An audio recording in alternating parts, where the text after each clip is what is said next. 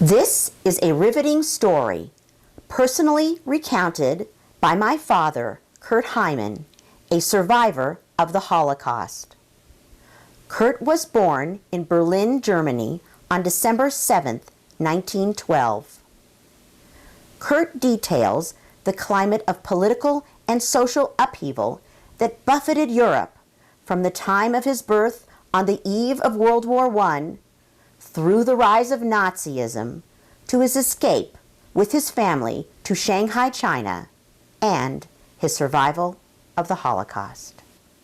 I grew up during the First World War, and at the end there was nothing to eat anymore, and it was a daily fight on standing in line in order to get a piece of bread.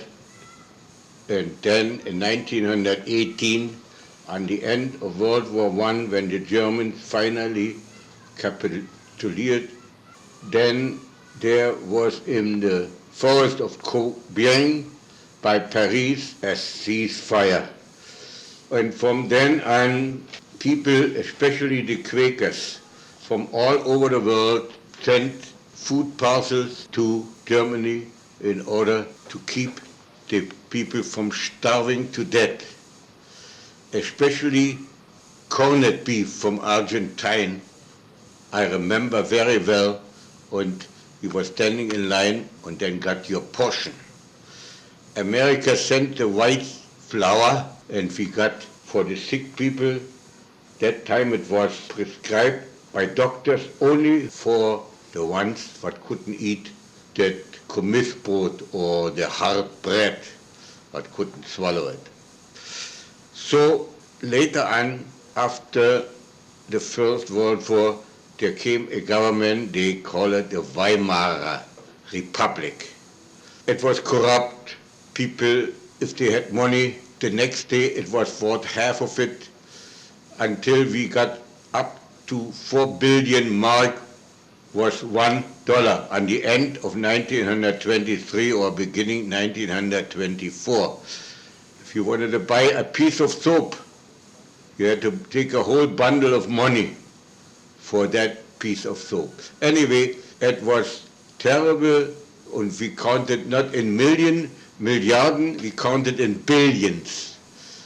Later on, 1924, at the end of the recession, $1 was billions of mark. So we did the best we could.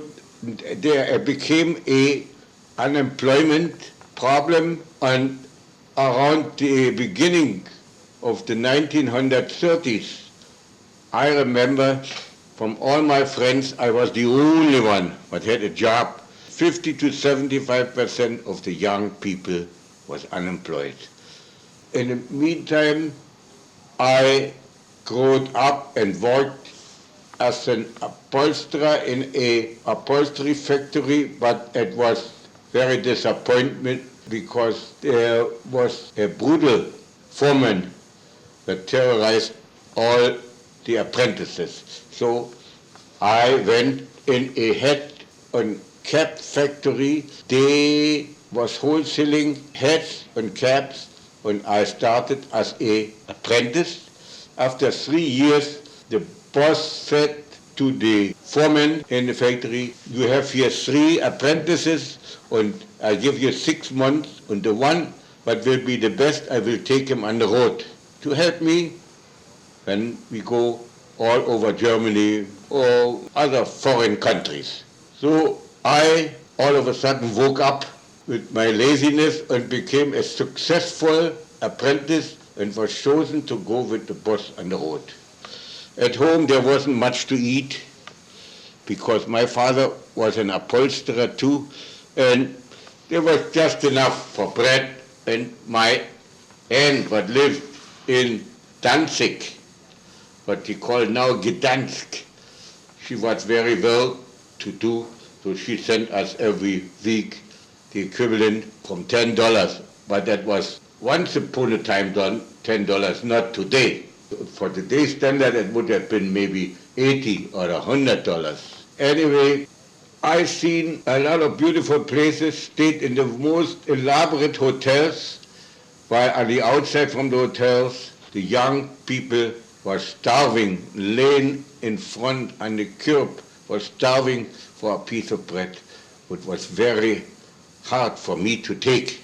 So we went every year twice on the road and visit usually 30 to 40 places where we showed our collection and what we will produce for the coming season.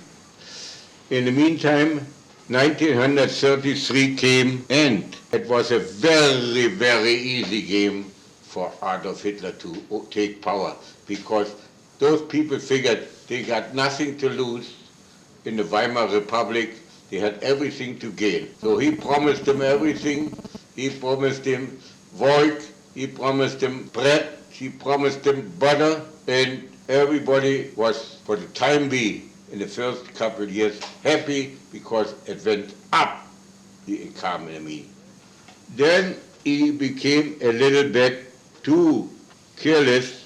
The time has come where he can spread his wings in all directions. He needed more so-called Lebensraum. Then he cancelled many contracts what he had with other countries and behaved like an imperial, like Japan. So that was the end of mine and our factories growing up. From then we only kind of existed because it was very hard as a Jewish company to sell merchandise to the other retail stores. And then, at the end of 1933, there was no more traveling for us in all four directions, in Germany, etc., etc. So things got tougher and tougher for us all of the propaganda. The folks, the population wasn't so anti-Semitic, then the government. They had to shake them up every 4 weeks and pointed out, don't associate with Jews, don't deal with Jews, don't buy from Jews. And it got worse and worse all the time. And slowly did the Jewish people in Germany made plans to leave the country. If you had money, it was easier to come to America. If you didn't have money, well, you had to come by affidavit or anything else. So the people always said, well, it can't be so bad. What do you think, he can kill people? My husband used to be in the First World War. He was a high officer. He got the Iron Cross, and he has had all kinds of honors. So I figured we have to go out. Some of us became disillusioned, and there is no way anymore to go out. Then later on, I got befriended with my future wife, and we met in the year 1936, to be exact, on the 3rd of January. So my wife worked in a gold and jewelry store, and I did some work in a small place where they needed my experience, which I acquired through all the years. Then in 1938, we got married on the 14th of October. Things got worse and worse and worse. And then a year later, the war started, actually on the 1st of September 1939. And the war with France and England started on the 3rd of September, on a wonderful Sunday morning between France, England, and Germany. In the meantime, the German army destroyed Poland and made the Vertrag, what is a Vertrag? A agreement with Russia. Russia takes one part, or Germany takes one part. So, still we didn't know what to do until my wife was still working, had a vacation, or I had a vacation, so we took a walk in Berlin, and there my wife said, look, there's the Japanese consulate. I said, how can you go in the consulate when thousands of people want to go out and they can't go out? But I can try. So she went in there with our passport and had a big bar of chocolate, which she put underneath the passports. And she asked if we can have a visa. She said, certainly. So she got a visa for Japan. Then the same day when I said, you don't have to do everything in once. Shh, it was a minute before 5 o'clock, and she put her foot in the door which the men wanted to close, and she got on the same day a visa for Manchuria. It should have been so happen. After that, nobody got a visa to Manchuria anymore because the people that went before us became a burden to the Jewish community in Harbin.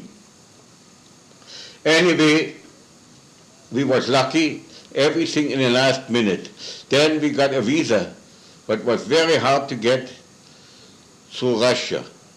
Nearly impossible. We got that too, but it was everything on so short notice. We waited for the Russian visa until 3 days before our scheduled departure. We got the visa on a Friday, I think it was the 13th of September. And on the 16th of September, in the middle of the night, we left the house and disappeared to the railroad station, and we took a train to the East German border, and we couldn't stop anymore on the other designated stations in Berlin because when we boarded the train, you heard sirens, and the English Air Force Spitfire, they came, illuminated the sky, and was ready to bomb Berlin. So our train went in uninterrupted out to the east from Berlin. So the next morning we arrived on the German-Lithuanian border. There I had a mishap because I gave all the money away or throw it away, but I left 5 mark in my pocket, and an SS man came and want to search me, and he found 5 mark in my pocket, silver mark, and he says, I got to arrest you. And my wife that time, she was very attractive, she took his hand and turned him, leave that man alone. She said it in German. You see, he's nervous and had all the paper. So he said, this time I'll let you go. And our freedom was as far than 10 yards away because there was a Mongol Russian soldier standing already, and you went over a small bridge and you had freedom. Then we went over Kovno to Vilna, stayed there overnight, but I had got so excited that I got kind of a, maybe you would call it a little heart attack. So the next morning we arrived to Moscow, and it was one of the nicest moments in our life with that experience. The light was on and we saw the Kremlin, when it meant freedom from the Nazis.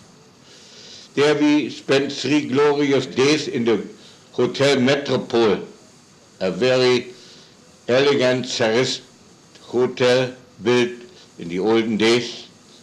And we roamed around through the town, nobody bothers us. And on the third day, we boarded a train on the long, long journey. Well, that took us, if I remember right, 7 to 8 days. It was a train but could convert at night to beds, and we was comparatively very comfortable. Train stopped on every major station. As far as I remember, we went to Perm, Sverdlovsk, Novosibirsk, Omsk, Tomsk, Irkutsk, around Lake Baikal, and then another few days and we reached the end of the Siberian line. The town was Otport. There we were standing for an hour till we got through with all the customs, and then the engine went backwards and pushed the train into no man's land. That means between Siberia and Manchuria. From the no man's land, we were standing there until another railroad locomotive came and took us into Manchuria. That was a border town in Manchuria. There we stayed overnight, and the next night we continued on a Manchurian nice train to Harbin. That was, I remember, the 29th of September, because it was my brother's birthday. They put us stored over there in a synagogue where they had folding beds, and we had to stay there 14 days because my father got sick with a stomach trouble or a dysentery in a hospital.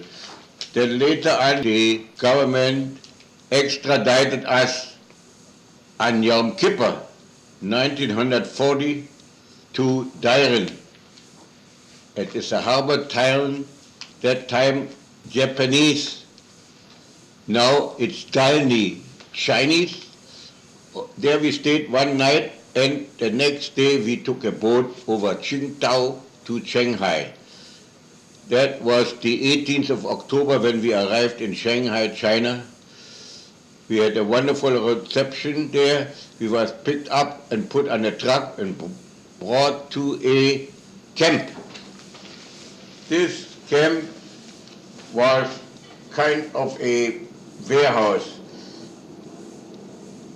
They took us 5 people, my father, my mother, my brother, and my wife and I, in a big place. I said, what are you giving us such a big place for? He said, wait, we will fill it up. So about a week later, there was about 24 couples living in that one room or storage place or whatever, with bunk beds and so on and so on. So anyway, that wasn't so bad, because the main thing, we got our freedom from the Nazis. We got there in the morning a cup of tea and a piece of bread, and then at noon, I don't know, whatever it was sufficient. We could easily survive on that. Then I worked a little bit for the committee making mattresses. But after 4 or 5 weeks, I discovered there's no future in that, because that is not enough for anything. So I quit there, and I went on my own through all the bars in Shanghai and asked for work. In the first bar I got work, I had to repair a carpet, and then later on I repaired a booth where the girls and the Japanese or other customers were sitting and living it up in their own way. Anyway, there I got my first cup of coffee, and I still feel it and taste it. It was real mocha with carnation milk flavored. I couldn't believe it. It's such a wonderful taste. Anyway, my wife came along and helped me and pulled the carpet. Anyway, that was the first time I established myself.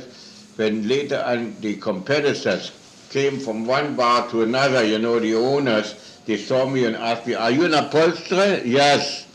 So I got busy with all the bars in the neighborhood. So then I came to one bar and there was a Russian, and she asked me if I'm a upholsterer. I say, "You can see I am." He says, "If you want to eat bread and butter, you can work for me. But if you want to eat butter and bread, I have no job for you." When I was through with him, I earned hardly enough to buy bread. There was no question about butter or margarine. Anyway, it went on and on and on and on. I worked there, and then I worked in the big buildings, in doctors' offices, and tried to make a living. It wasn't so bad. I was better off than the others because what was educated and had all kinds of profession, what was not asked for, like librarians and doctors and all that. There was so many doctors. There were not enough people because every Jewish person is mostly a professional white-collared person, not like me or my father, an upholsterer or a shoemaker or a plumber or something like that. They envied us because, yes, you have a profession, but I'm only a librarian, I'm a university professor, I'm a pharmacist. So all those things wasn't needed there because there was not enough medication, and everybody, tried to make a living, some with buying clothing material and sold it to people, to Japanese families were established there during the war. Anyway, everybody tried to make a little ends meet. It wasn't easy, so by and by everybody emptied out his luggages and sold everything what was humanly possible, including the last shirt what they had on their body, in order to buy a piece of bread or anything what will hold you over. I, through my trade, made barely a living, and I went always early in the morning to the market and bought some things that nobody should see me. And somebody bought an apple, they say, "Who is sick in your family?" It was very, very bad. Then later on, in the year 1941, the war broke out on the 7th of December, 1941. So it was very bad, and a good thing turned out for me because all the Jews that lived all over town in Shanghai had to come into a restricted area because it was requested by the long arm of the Nazis that reached till East Asia. So they put us in a ghetto. So all those rich people that came to the ghetto, they couldn't bring their furniture along because they didn't fit in the small apartments. So I made a living. It got worse and worse during the war years. There wasn't enough income to feed anybody decently. Only a few people were fortunate. They lived a life of Riley. Many people were starving to death because they lived only on the rice soup, what they got, or cabbage soup with worms, or bread with worms.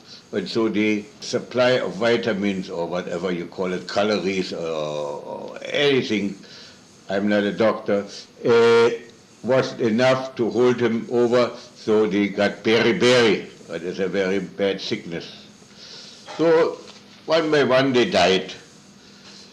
He was 20,000 Jewish people and 4,000 perished on dysentery and typhus and other infectious disease.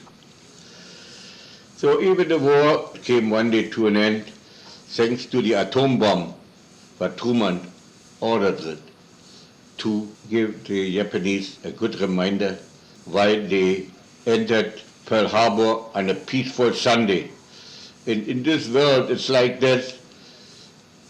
God's mills walk slowly but steady. They wasn't invited to Pearl Harbor, so America had to get even with them over Hiroshima and Nagasaki, because the Americans wanted to make an invasion of Shanghai, but that would have cost another 100,000 American casualties. And we had to dig holes every 5 yards, because every house should have been protected one by one. And so one day it happened, and a week later, Hirohito, the Japanese empire, capitulated without any request for mercy or nothing. So then 14 days later came a commission from America and greeted us. First they came with DDT and cleaned up the whole town that the dysentery disappears, the bacteria, and then they came with parachute and dropped over every block enough food that we was born again. You had to be very careful when you had a very meager diet and all of a sudden it becomes very rich. You can die on too many good and rich food. So, and then a month later the first ships came in and the sailors came on land, and instead of making 10 or 20 cents a day, we made $20 or $30 a day. At least I did. I worked for bars, and so on and so on and so on and so on. Anyway, the first transport left Shanghai in the year 1946, and there was hundreds of ships came in and loaded up. There was mostly converted troop ships, but picked up the refugees and took him to designated areas, to America, to Australia, to South America, and all over. Many times I heard the music playing on board, "Wish Me Luck as You Wave Me Goodbye," but my ship never would come in until someday in April 27, on April 27, 1948, finally our ship came in, the SS General Gordon, and we boarded the ship and went over Yokohama, Honolulu to San Francisco. There we stayed for 3 months until we came to Denver, and then I found a job and learned to live the American way. I'm very thankful, and every moment where I have a little time, I say, "God bless America," Amen, we Amen. And that's about everything in a nutshell, what expired during the war years or shortly after the war. That's the glory and the story of